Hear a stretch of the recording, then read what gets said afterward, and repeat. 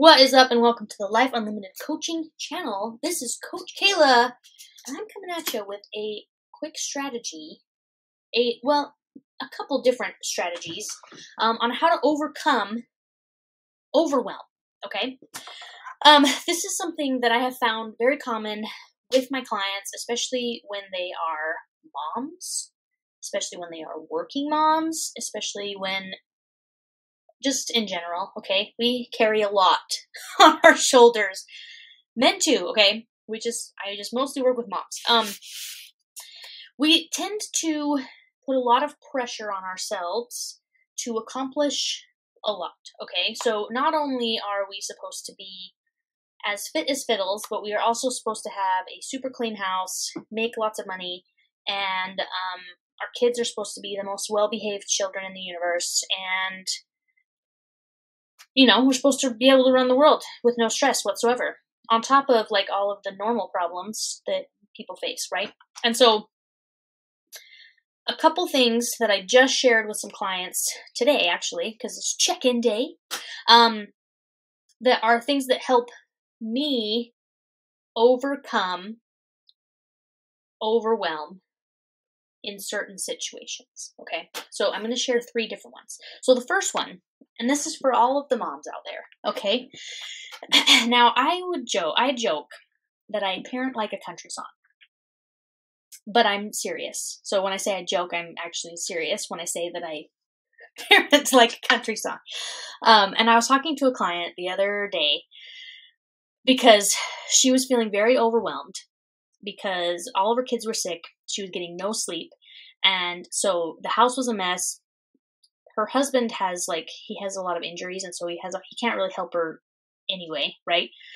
So she has 5 kids, and she's trying to take care of herself, right? Like that's how our whole program is. But in the meantime, she can't even find 20 minutes to get a workout in, and she's running on no sleep because all of her kids are in her bed because they're all sick. And it was just this immense amount of overwhelm and frustration, and just life was just ruined, right?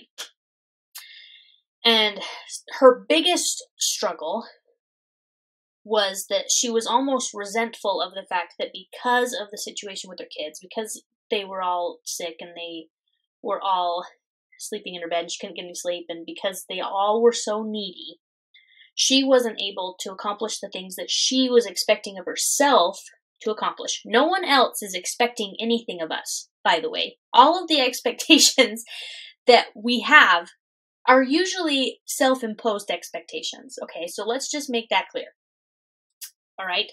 I would never have asked her to make sure she got in her 4 workouts and tracked all of her food and tried to sleep 9 hours had I known with what the family situation was. As her coach, I'm never going to ask that of her. I'm going to ask her to make sure she gets a 20-minute walk and takes some cleansing breaths and gets through the very short season of having sick children, okay?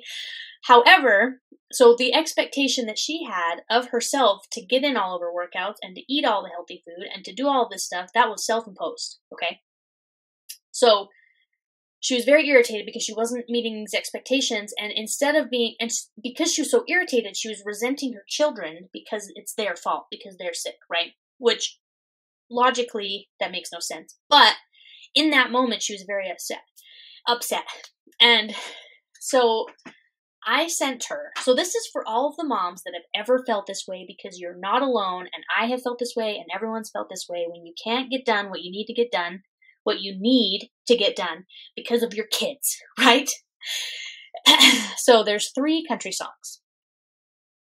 And one is by, I'm going to look them up. One is called It Won't Be Like This for Long. And it's by,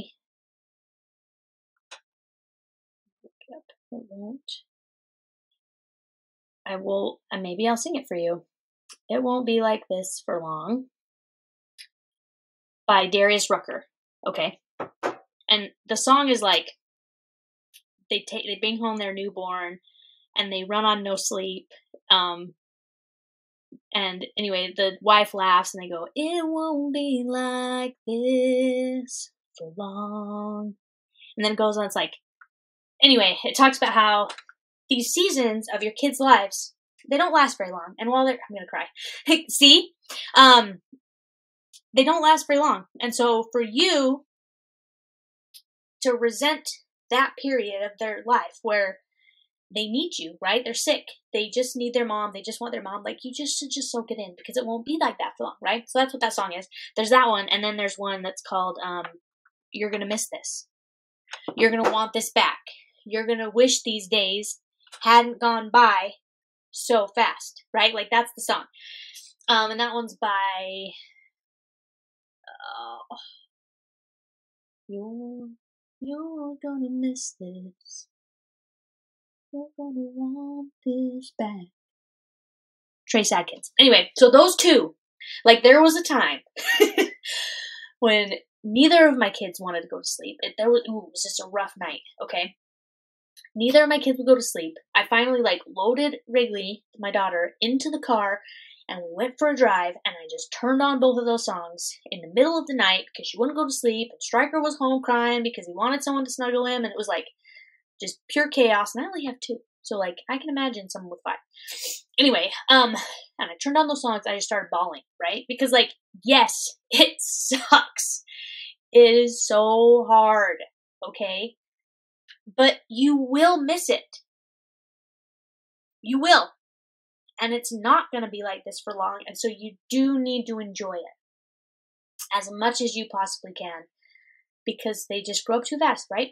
Okay, so that's strategy number one for all of you mom and dads out there, moms and dads that are just, like, in it. They're in the thick of it. Like, you're just drained because you're trying to do everything and take care of these kids, and, and you have those moments where it's like, ugh,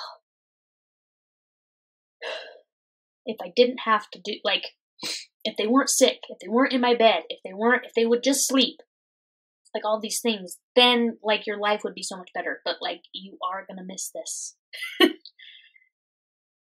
It won't be like this for long, okay? So that's number one. That one's for the moms and the dads. The second one is,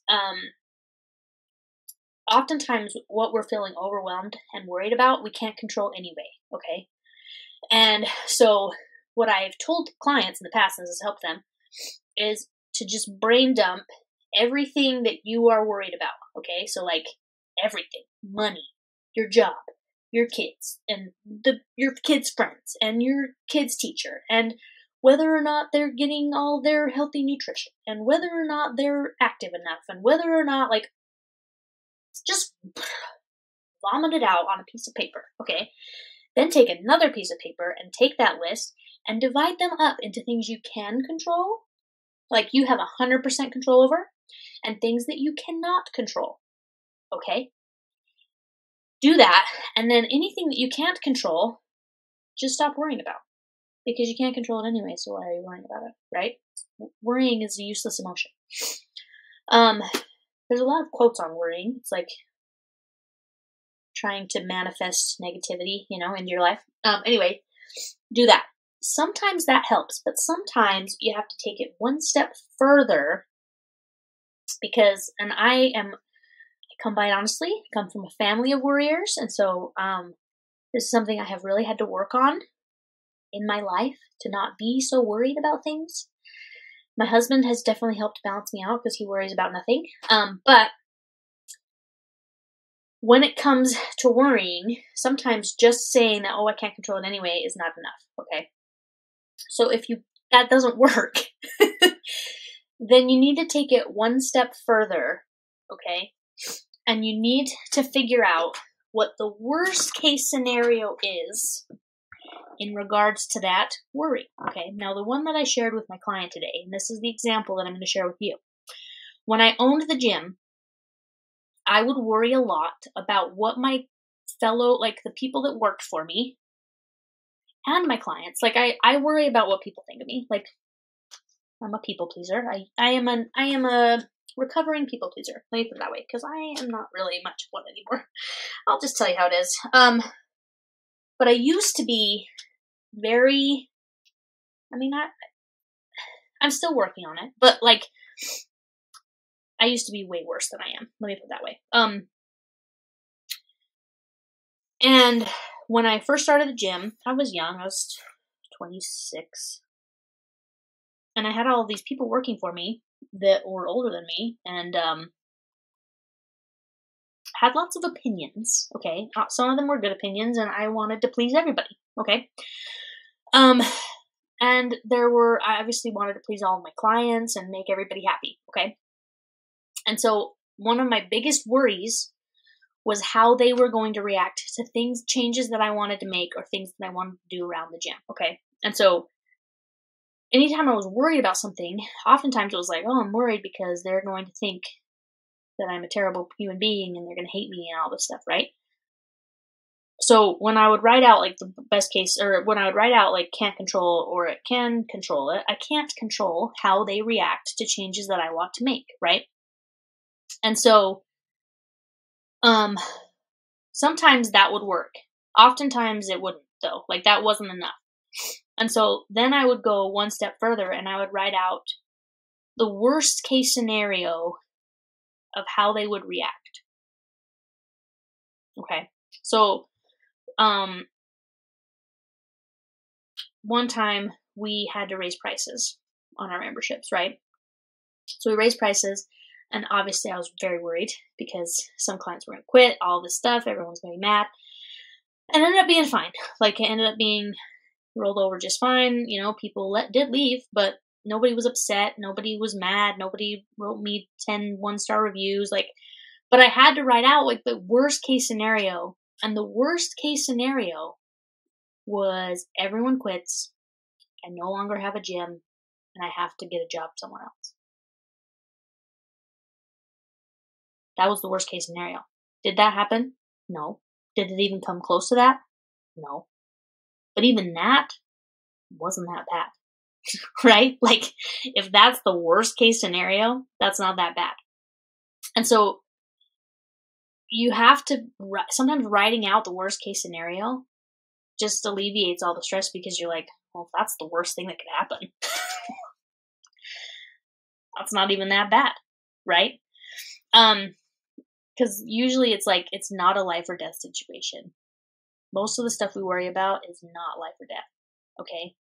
Like, oftentimes the overwhelm that we are creating for ourselves, because it's always ourselves creating it, when I go back to like the expectations that we place on ourselves, most women that come into our circle, and men, but I work with mostly women, but they come into our circle and they're like, okay, well, how do I get all this done and do a 20-minute workout, right? And the stuff that they have to get done is like, well, they have to keep the house clean, they have to get their job done, they have to make sure their kids are fed and clothed and bathed and all this stuff, and like all of these pressures that they're putting on themselves, right?